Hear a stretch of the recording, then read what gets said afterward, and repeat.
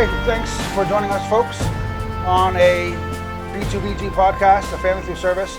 Kind of said that a little fucked up. Yeah, you did it backwards. Fucked it You up were a on a little roll. I've been on a roll for getting it right, but it was only a matter of time. Yeah, you know, tired. Yeah, tired. So today we want to do something a little bit different again. And I came up with the idea basically because my second oldest son, Patrick, broke down in Boston last night, right in the heart of Boston, as in basically like Beacon Street, like right off the Tobin Bridge. Which is, mind you, about 2.5 hour drive from where we live. Yeah. So it was about midnight when he called and said, my car shit to bed and we're stuck here in Boston. We were like, fuck. So we're dealing with that today. But it did make me think of some things that people might overlook. Right now, Hurricane Henry, I think it's a tropical storm at this point. I'm not even sure. Something. Hurricane Henry was Hurricane Henry. The Weather Channel is part of the media, so has hit that part of New England, and people are hunkering down and stuff. It's not a big hurricane, but it's a storm, And I wanted to talk about things people should keep in their car as a sort of an emergency kit / EDC / get home kit. yeah, and it's not to be confused with a bug out bag or a prepper's car thing. Yeah. We're talking about something that can be used pretty much in any situation regarding your vehicle. Yeah. Now, don't forget, we live in New England. Okay, so we have to say that part of our standard layout, part of our standard kit for what we would consider essential is around our particular environment, and we encourage people to take their environment into consideration, whether you live in the desert or the flatlands or whatever. If you live in Las Vegas, you don't need to worry about having kitty litter in your trunk. But you really do need to worry about having water or things like that, hydration. And for those who don't know, kitty litter is actually a really great traction for ice and snow, and it's cheaper than getting ice and snow, the salt and stuff. So so you get kitty litter to help you get out of a slick spot, quite literally. Yeah. So what are some things that you think most people have in their car as a standard array of emergency gear? Well, I mean, I think pretty standard. Almost everybody's going to have the factory jack with the handle, and then either a spare tire or a donut, right? I mean, that comes pretty satisfying. One of the first things I do is I get a first aid kit in there. Me too, a first aid kit, and not a small first aid kit that you might think that this will suffice. No, a little first aid kit like this. You're talking, but not a $400 medic kit. bag. Probably $25 you can get a half decent one at Walmart. Yeah. I try and find something that'll fit close to the rim of the donut or whatever, because then you can kind of store it there and whatnot. Yep. But you don't want something too small, because if you're in whether you're in an accident or you come across people in an accident, you're prepared. So that's the first thing I do. Yeah. What would be your next thing? I would say first aid kit is vital, because you never know if you need anything from a Band-Aid to giving somebody in your family aspirin to whatever. The other thing is jumper cables. Not all vehicles come with jumper cables. They typically don't nowadays, it seems like. Typically they used to. So get a good set of longer jumper cables. Yes. Because I'm telling you, and know how to use them. Remember, red on positive, black on ground. Red on positive, the positive terminal, red on red, black on ground. It's not black on the black terminal of the battery. It will work, but there is a chance of there being some feedback or being a problem. Put it on a ground bolt, somewhere on the engine, a thick metal bolt. So red on red, black on ground. So that, and also either road flares or some type of reflective or signaling device in case you break down. Because the last thing you want, if you have an electrical problem in your vehicle, now if you break down, you can put your hazards on, your flashing, and people will say, okay, now there's a vehicle there, we can move over, whatever. But if you have an electrical problem in the vehicle, your car's blacked out. Yep. So if you have road flares, It- and especially if you have reflective things, Yeah. vehicles can know, oh, there's something there, let me pull over. And you put them, you space them out, every 10 feet, 3 or 4 of them from your vehicle down the road towards traffic, so they can have time to say, there's something there, let me Yeah. move over. Yeah, and reflective tape is relatively easy to come by. Sure. It's definitely less dangerous and a less packaging space than flares. I mean, flares would be the most optimistic possibility, but if you have, like a really sports car and you don't have a lot of space, getting a roll of the reflective tape, and what you do is, 15, 20 feet away from your vehicle, you do 2 pieces that make it look like an arrow, and then you make sure you have some on your taillights. Yeah, just so put a little that- piece on there so Yeah. they can see that there's an obstruction there. And pull over off the road as much as possible, Yeah. obviously. And if you get out of your vehicle, stand on the other side, for God's sakes. Stand on the other side of the guardrail. Yes. Don't loiter around your vehicle, because there's been an innumerable number of accidents where people die, state troopers die, even in broad daylight. That's trying to do yeah. their job, And that's broad daylight. People slam into a car. So and they have a separate battery for their lights. and their lights are people flashing still- and everything. Yeah. So you know. stand on the other side of the guardrail if there's a guardrail. You want to make sure that you have a barrier between you and an oncoming vehicle, because you never know. So Yeah. those are the standard roadside emergency things. Oh, and the other thing is typically, if you have an emergency that you can't handle, lift up your the hood of your car Yeah. and pin it up, so people driving by know that, well, you're not taking a piss, or you're not changing the baby's diaper or something, Yeah. that you have a mechanical emergency that you need to address. Yeah, and know. the one thing I would add to that too is, just in case, say it is a battery issue, is having a small toolkit, just like a $10 ratchet set with, so that way you can get the terminals off the battery if Sure, you need, yeah. or if something's too tight as far as checking your fluids or something, Yeah. have something there, that way you can keep yourself safe and still be able to check. Yeah. And we highly encourage people to learn how to, learn how to change your tire, because changing a tire is stupid simple. And why do you want to wait on the side of the road where it's dangerous Yep. for someone to come and change your tire? Learn how to change your tire. It's not that difficult. Check your fluids and things like that. But to get into the more of an emergency situation, I would recommend, one of the things, I think we should bounce back and forth. One of the things I think people might not think about is an emergency cell phone charger, a standalone charger like a solar charger, or Yeah. even a separate battery charger that you hook up your phone charger into, and it'll charge your phone. So that way, if your car battery is dead, you can charge your cell phone Yeah. to maintain communication with loved ones and or rescue personnel. No, and absolutely, and nowadays with cell phones, for the majority, I mean, there are places you don't get great service. You can actually relay your exact position Yep. to, first responders and stuff. So that's good. But just in general, know where you are. I mean, no, Yeah. it's not something you have in your car. Maybe having a paper map could be beneficial if Yeah. if you're doing certain type of traveling and stuff. But I highly recommend that paper map. but and know kind of know where how to you use are. it. Yeah. I mean, how many times has Patrick taken this trip down there? Probably not that many by himself. Right. This was his And first time by himself. So, what if he wasn't in Boston, but he thought he was, and now he's, Well, because so- you're big, oh, I'm in Boston, but you're actually in, No, right? Yeah. So it's really important to have a general idea where you are, Yeah. what exit off the highway, and things of that nature. So, So but you I take a think, topographical paper map. a paper map, I think, is Yeah. great. I mean, you got to learn how to use it. Sure. Yeah. But I mean, I think that's huge. I think that's a great idea. I also think chem lights, snap chem lights, and or a flashlight or two, Yep. and a couple spare batteries are important. Chem lights, you don't need spare batteries, and they last for between 8 and 12 hours, depending on the brand.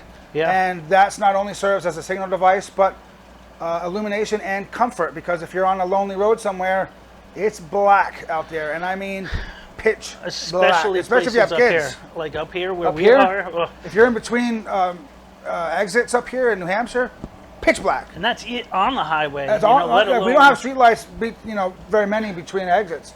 And if you're traveling with children, they are going to be scared if you have no lights. Yeah, and another good one to add to that is having some sort of a self-defense tool, whether it be if you're in a state and you have the appropriate credentials of firearms, or at the very least having a knife or a Kumaton, something to be able to defend yourself.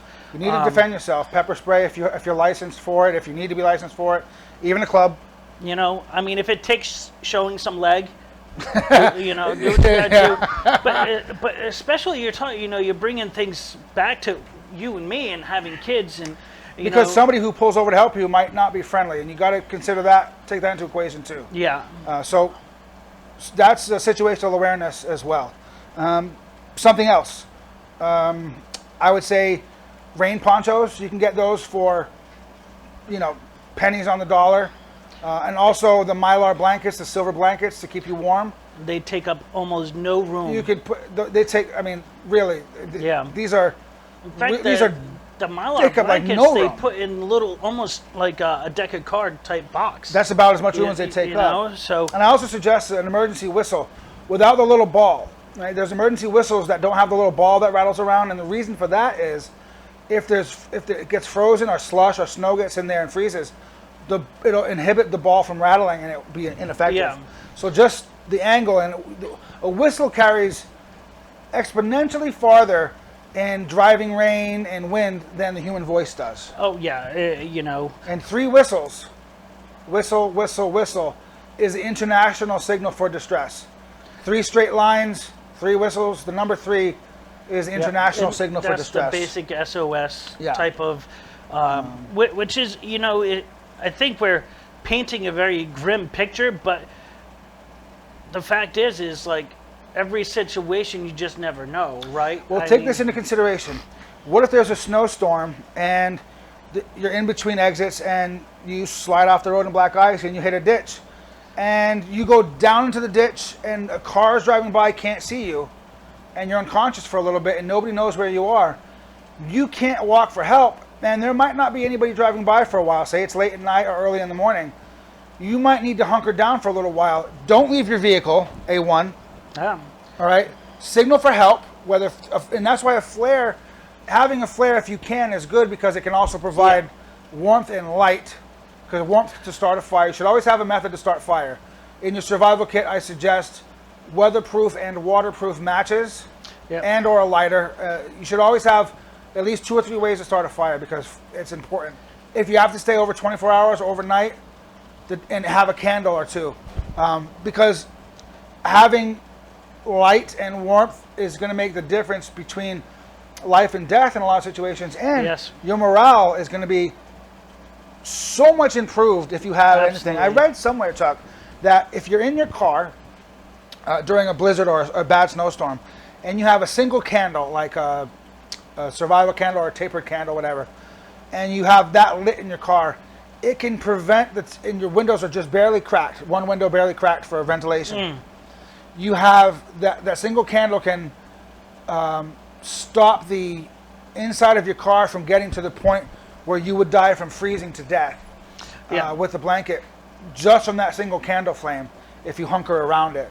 And I mean, there's all kind. I mean, that's what you want, right? The little candles you put inside of pumpkins and stuff. You can buy Lots of them things. cheap. You can buy full-out emergency candles, like that have there's a base with a little hurricane lid, and you light the candle, and it's like a 24-hour emergency candle, and that will do it.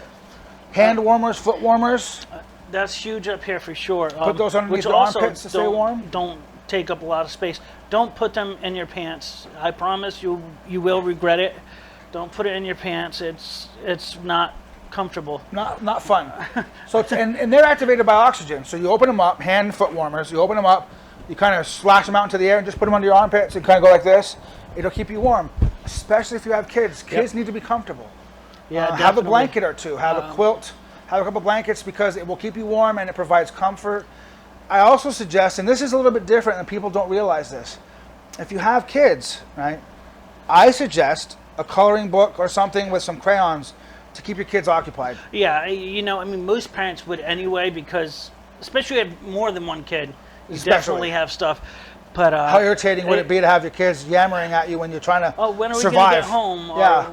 Or what are we having for dinner? And all the, you know, who gets to play the PlayStation first, and all the, because that's where their mind goes. And meanwhile, you're like, well, we need to survive. Like, Speaking of food, what do you suggest for nourishment when you? Well, in that case, the children. If you're out for more than 8 hours, you know, I think cannibalism might be more acceptable. You have to look at what your basic surroundings are. I mean, as much as it disgusts a lot of people, shrubs and bugs, probably one of the best ways to go, because it's a high, a lot of protein and things of that nature. I go the other way. I just put food in my car. Less. I put like sunflower seeds as a snack. I have or a MREs. pack of but I'm just saying, you know, I mean, if you're in a bad spot, it doesn't take much to catch some bugs. Where if you're trying to catch a rabbit, or you know, now you need a much bigger kit in order to survive. And you need the skill set to survive. So I think the big takeaway is think about where you are at and have water. You should always have water in your vehicle. Yes. Because no matter what your climate, no matter what your environment, you need water to survive. And when you're working to keep yourself alive in these situations, you're working harder. Yeah, you're working harder, and that means you're dehydrating faster. Yeah, drink water. Eating shivering snow and all that stuff. Eating snow will give you hypothermia fast, because it takes more heat to defrost the snow than the liquid you're taking in. Ice is a better option. Yeah, because I mean, anybody who's ever put snow in a cup, it ends up being like what, a third? And like nothingness. Yeah. Where ice, where it's solid water, is a better option if you have to defrost something from the environment to drink from. But again, this is where a simple candle can come in. Yeah. You know, yeah. And I really highly suggest not buying a prepackaged survival kit, unless you do a lot of research into what's in it, or the you brand. Buy right? it as a base and then add to it what you want. And canned food goes a long way. And just a couple cans, small cans of canned food. Yep. And the reason for that is you can get a P39 can opener, whatever. I have one on my keychain. Most foods, you got the pull top, which is super convenient in those tough situations. Well, the great thing with canned food is it's got a little bit of liquid in it. So like canned soup, and it can be reused if you do need to, you know, make water out of either ice or snow and things. Because then you could boil it in the can. I do think that people need to sit down, and you should sit down with, you know, a notebook and a pen, and think about your environment and think about, what do I need? In order of priority, it should be things like water, because after 3 days without water, you're screwed. Chances of survival is... Food is the last thing that should actually be on your list. Food is comfort, because if you're in a place, if you're in an accident in a vehicle and they haven't found you within a week or two, something's really bad. Yeah, and you know, it is a possibility. You know, you drive, maybe you don't flip off the edge, but you drive off of the hill and you go into the woods. Now we're talking, that could be quite a while before they find you. After 2 weeks, you know, but typically they'll send out a rescue party. Typically it won't take that long. Yeah, but you're talking things, water, you know. you're talking shelter, right? And you're talking a way to signal for help. Because what we're talking about in this particular episode is survival in a built-up area, not survival where they drop you off in the wilderness, which we could talk about a little bit later in another episode. I mean, that's a whole nother type of thing. You need a skill set and everything else. But don't overlook comfort, especially if you have children, because there's a difference between surviving and thriving. Now, Chuck and I can survive on a lot less than what our kids would consider surviving on. Yes, and even though we're both not thin and we eat far more than we probably should, but we've also been trained in how to, you know, minimize. Sure. We could survive 3 days on one MRE. because we we know know how how. to do that. Yeah, we you know how to ration it. And so that's Whereas one our of kids those would be like, things. "Hop, when's Yeah. my next food?" You know? Right, 20 minutes later, and I but ate the pound cake. Where's the other one? Like, no. you know, and one of the things that, and I think I showed you is, if you're into jewelry like bracelets and stuff, there's paracord now that actually on the inside of it comes with a fire wire, so that'll actually help start a fire. Yep. And a fishing line, Yes. and on top of that, so you take those out, then you still have the outside of the paracord, Yeah. which can be used for a number of things. I actually have some. I forget what it's called. You can find it It's like online. fire though. starter. Yeah. But what's really cool is you can get the clips like you can for your watch if you wanted to. That's the flint steel and Light it, yeah. Yeah. which is takes up almost no room if you don't mind wearing, you know, a necklace or. We did lanyards one time when Sure. an event we went to, and it Yeah. hangs on my mirror. So, you know, there are alternatives to trying to get every single thing we're talking about. Find out what will work for you and what will take. We don't want you leaving a kid at home because you have one seat filled with gear to survive. No, just and in that's case. the thing. This is, these are just ideas about what to bring.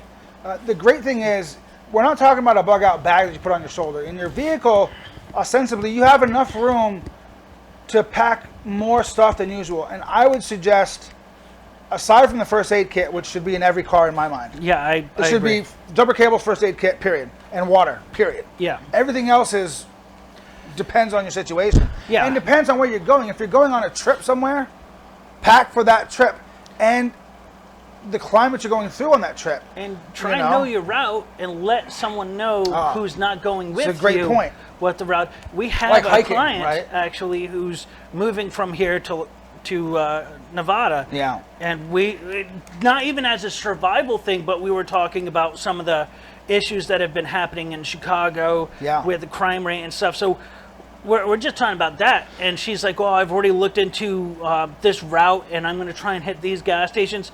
So you go on a trip and you tell mom, dad, brother, sister, hey, I'm going here. It's a 3-day trip. This is the route I'm going to take. Here's where I'm going to stop.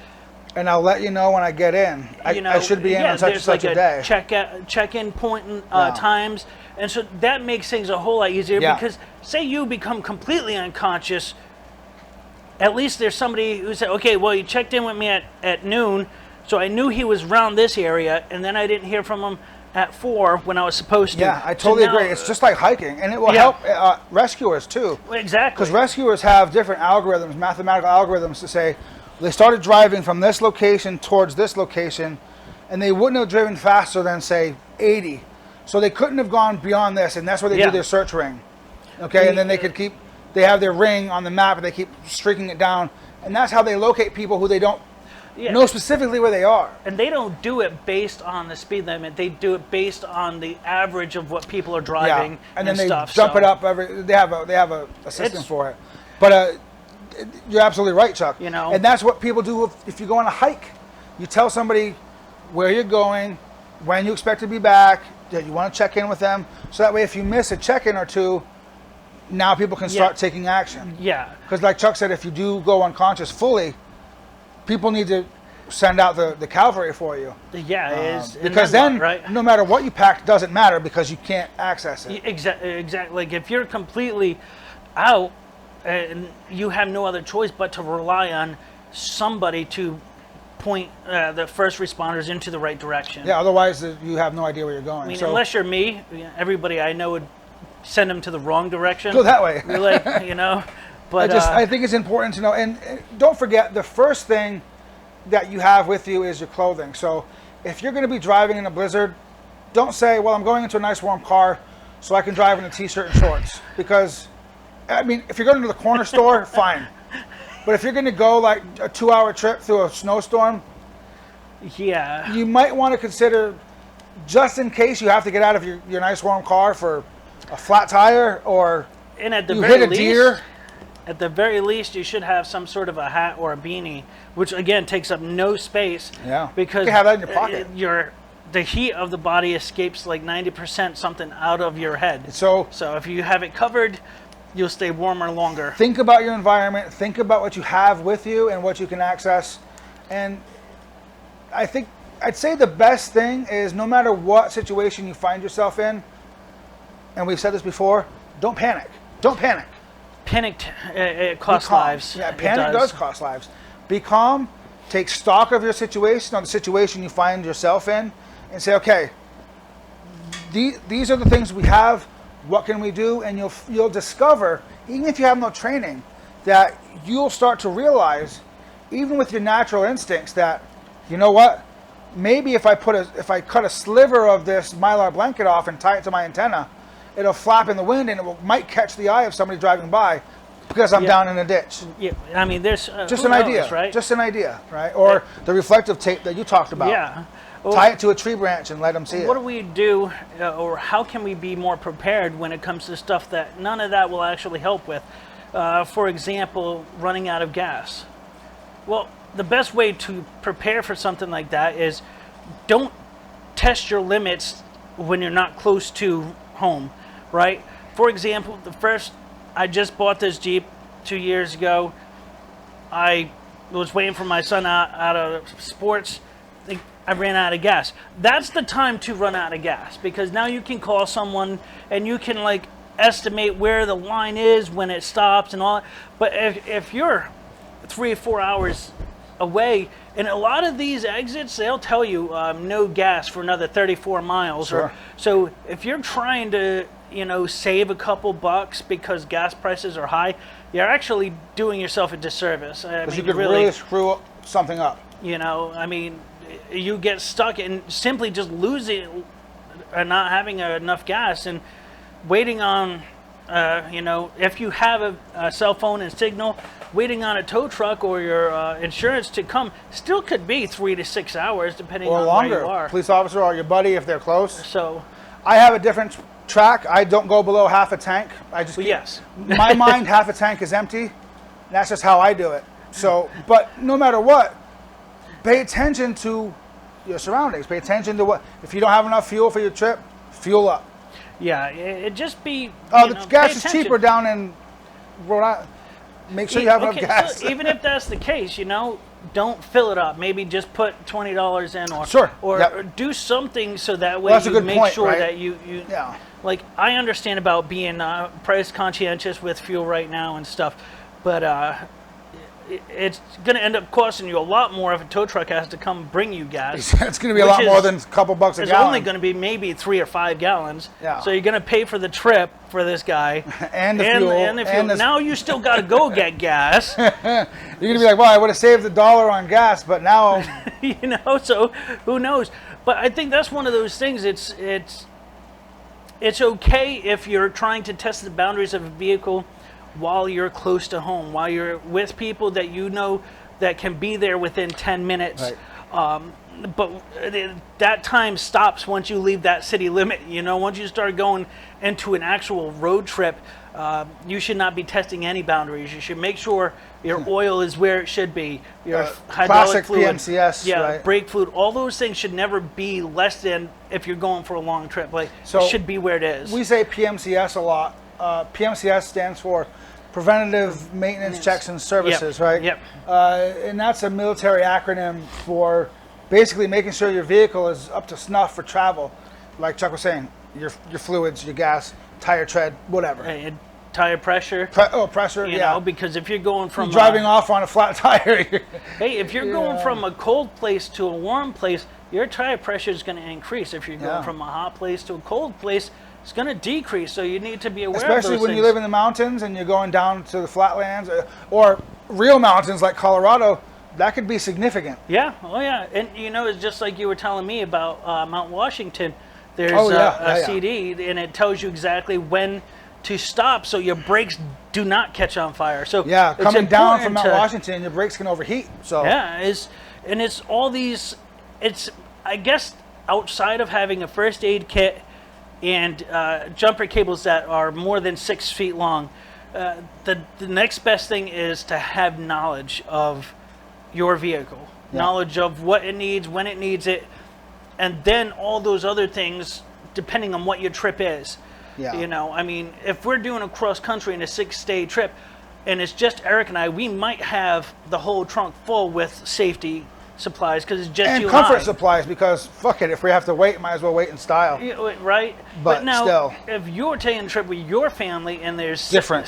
8 of you guys, 8, yeah. and now you only have so much space, and so it really just every situation needs to be, examined with a clear mind at least. I agree. Know your route, know where you're going, know the laws if you're carrying weapons with you. Yes, Including yes. knives, because a lot of states the knives kubatons. can't, and kubaton and pepper spray, like the Massachusetts, you need a FID card for pepper spray. So don't think that, oh, I live in New Hampshire, I can carry my pepper spray to Massachusetts. It's not how it works. Not how it works. Including rubber nunchucks, believe it or not, are also illegal in Massachusetts. So be careful.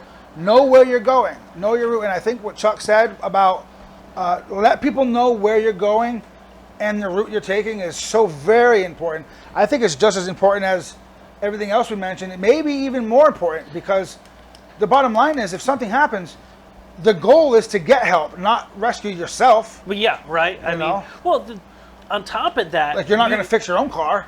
Doing that, you actually create a self-confidence, because Sure. now you know your route. You're talking to somebody about it. You're able to, if they have questions, you can answer them. So not only are you given the information, but you're building your own self-confidence up, which makes it that much, more important. And I think it makes your loved ones feel better too, because they will know that you're okay, ostensibly, if you are okay. Yeah. When you check in, because a lot of times when my kids don't send me a text or a call, say, hey Dad, I made it to, Papa's house or Mommy's house, I end up messaging them, hey, did you make it okay? Yeah. And I'm like, oh, I wish you would have told me. Yeah, It's just a sense of, okay, because chances are nothing's going to happen, but you never know. It's true, and I think that we've both been there at some point in our lives where we've been broken down. Oh yeah. Either out of gas or because Multiple times actually. The pump's not working, or a fan belt, something, serpentine belt. belt or Yep, whatever. serpentine belt for me. An alternator, And the alternator. sometimes the battery just stops working. I mean, The thing just is, never a know. vehicle is a machine, and machines break, and sometimes they break without any prior notice. and yes, right. I mean, Like, oh, no dashboard lights came on. They don't have to. Shit can just break. yeah. Hey, well, I just bought it's a 2022. Yeah, It cost and? $60,000. Things happen, What if you hit a deer? What if you hit a moose? There might not be a vehicle left if you hit a moose. A but- bear? Forget about it, man. So, I mean, things happen. Be prepared. Be aware. And I think it really comes down to being knowledgeable. Whatever you're doing, whatever you're setting yourself up for. Again, if you're in the mountains, you shouldn't be worrying about, or in the desert, you shouldn't be focusing so much about keeping yourself warm and all those things. Maybe have more water and less, More hydration cloth. knowledge than So- blizzard knowledge. It's all about educating yourself and Yeah. the people, maybe you have a child, it's in their early teens. Tell them every step that you're doing. Get them aware. Teach them. And the great thing is, nowadays in 2021, we have this awesome thing called YouTube, and there are tutorials everywhere on almost everything. So if you want to learn how to be prepared in a blizzard, look it up. You'll find it. Oh, yeah. You want to look up how to get water in the desert? You can find it. Yeah, know? and definitely don't take the cheap route. Make sure I agree. you look Get for quality gear. reviews of the brands that you're getting. And I totally things agree like with you, that.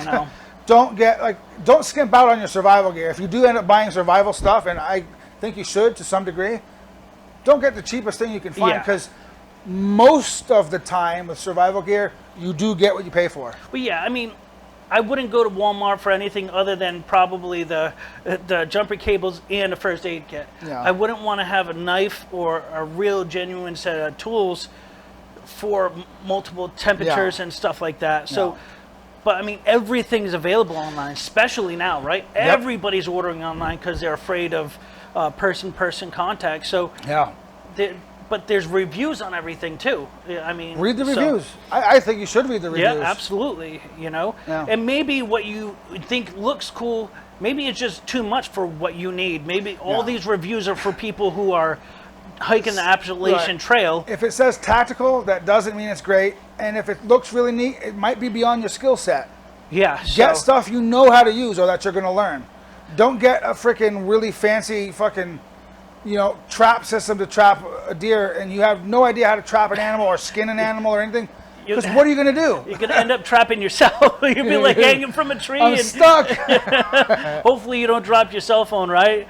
And then you'd be really, what you doing, hanging around? And I think it's great because you have 3 kids who are driving. I have one in a second, not far from it. So I think this is definitely a great leading into us trying to be better parents as well. Teach kids, especially your kids, what you know. And if you don't know, and you should know it, learn it. With them, let your kids know that you don't know everything. It's okay. I promise. It's okay for you not to be the superhero forever. I disagree. Thank you.